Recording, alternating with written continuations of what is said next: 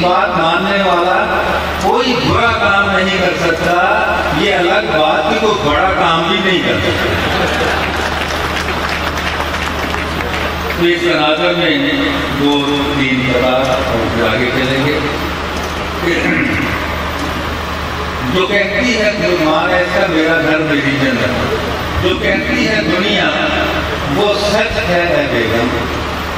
جو کہتی ہے دنیا وہ سچ ہے اے بیگم کہ میں تیرے زیرے اثر آ گیا، جو کہتی ہے دنیا وہ سچ ہے اے بیگم کہ میں تیرے زیرے اثر آ گیا ہوں۔ کہا بہت نے جب جہنم میں جاؤ تو دفتر سے سیدھا ہی گھر آ جاؤ۔ یہ شعر عنوان ہے اس کا ایک شریف آدمی کا اعتراف، اور شریف آدمی کے بارے میں مشتاق یوسفی صاحب لکھ گئے ہیں کہ فی زمانہ شریف آدمی وہ ہوتا ہے جو عورتوں کی محفل میں اپنی نگاہیں نیچی رکھے لیکن نیت بری رکھے۔ یہ میرا نہیں ہے، یہ یوسفی صاحب کا قول ہے، اور یہ اسی شریف آدمی کا اعتراف ہے 3-6 مصروں میں۔ کبھی چشم و ابرو بہم دیکھتے ہیں، کبھی چشم و ابرو بہم دیکھتے ہیں، کبھی اس کی زلفوں کے خم دیکھتے ہیں، قیامت کے فتنے سے ہم دیکھتے ہیں، اور کہاں دیکھتا ہوگا خود اس کا شوہر اسے جس توجہ سے ہم۔ موت سائیکالوجی کا میں بھی کچھ تھوڑا سا باہر ہوں، لیکن انہوں نے بہت عمدہ بات کی کہ وقت دامن وقت تنگ ہے، رات بہت بھیگ چکی ہے۔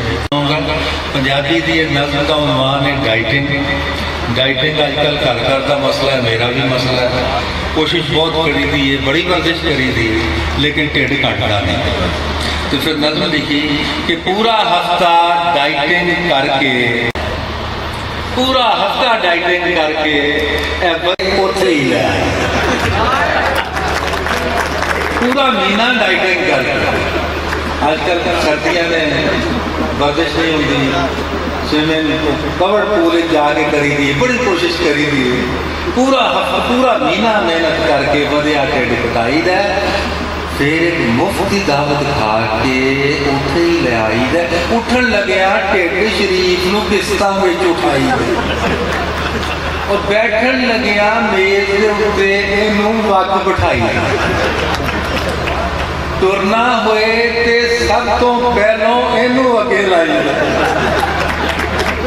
رکنا ہوئے تے ایدہ سارا زور بریک بنائی دے، تے چھوٹے چھوٹے بچیاں کولوں ٹڈل تک اخوائی دے۔ اللہ تعالیٰ نے ہر بندے دے نال ایک ٹڈ لایا۔ میں ایک بڑی سڑک تے ایک ٹڈ جاتا ہوا دیکھیا جس نال ایک بندہ بھی لگا ہے۔ چھوٹے چھوٹے بچیاں کولوں ٹڈل تک اخوائی دے، چھاتی دے نال چھاتی دی تھاں ٹڈ نال ٹڈ ملائی دے، تے 15 مرلے دے اس گھیر نو ویکھ کے جب گھبرائی ہے، 15 مرلے دے اس گھیر نو ویکھ کے پیدل سیر جائے، اسے ویلے کاچ بیٹھ کے پیدل سیر نو جائی دے۔ تے شیر سنو، سونا ہوئے تے بیڈ دے اوتے پہلے ٹھڈ وچھائی دے، سونا ہوئے تے بیڈ دے اوتے پہلے ٹھڈ وچھائی دے، نہا کے ٹھڈ نچوڑی دے تے دھپے سکنے پائی دے، نہا کے ٹھڈ نچوڑی دے تے دھپے سکنے پائی دے۔ تے آخری شعر ہے کہ کی دساں میں دنیا تو یہ مٹکا کنج لکائی دے، لمبی چوڑی سکھن اتے کھلا جگہ پائی دے۔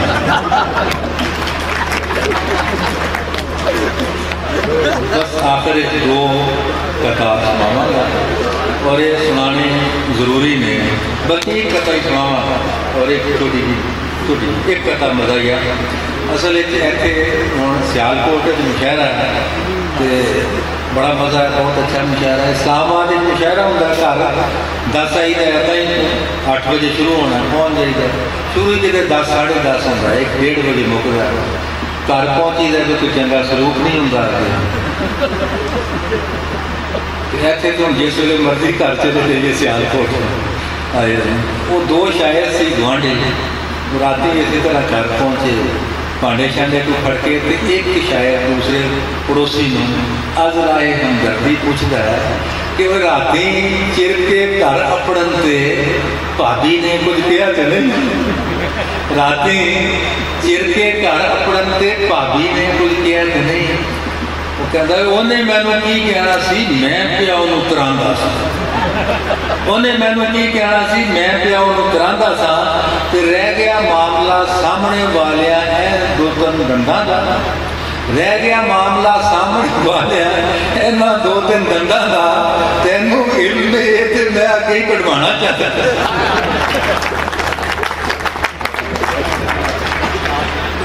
ਰਾਤੀ ਚਿਰਕੇ ਘਰ ਆਪਣਨ ਤੇ ਭਾਬੀ ਨੇ ਕੁਝ ਕਿਹਾ ਤੇ ਨਹੀਂ